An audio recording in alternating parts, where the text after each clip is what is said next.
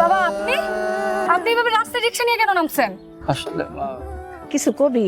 আব্বার একটু বুঝায় কও না, জমিগুলো বেচা 14 লাখ টাকা দিতে। আর ওই জমি যদি বিক্রি করে দেয় চলুন কেমনে? দিতে পারবা না কেন? তাহলে সন্তান জন্ম দিচ্ছে কেন? আর বাড়ি বন্ধক রাখা 14 লাখ টাকা আনছি।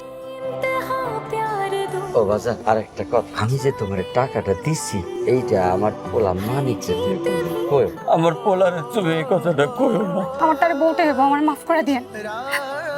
বৌমা হ্যালো, আজকে তোমার বাবার সাথে দেখা হয়েছিল। তোমার বলছি ওনার কথা তুমি আমার সামনে বলবা না। অকৃতজ্ঞ ছেলে তুমি। তোমাকে বিদেশে পাঠানোর জন্য তার জমি বিক্রি করছে, আর এখন সে কি করতেছে জানো? রিক্সা চালাচ্ছে রাস্তায়। আর নিজের বাবার প্রতি দায়িত্বশীল হোক।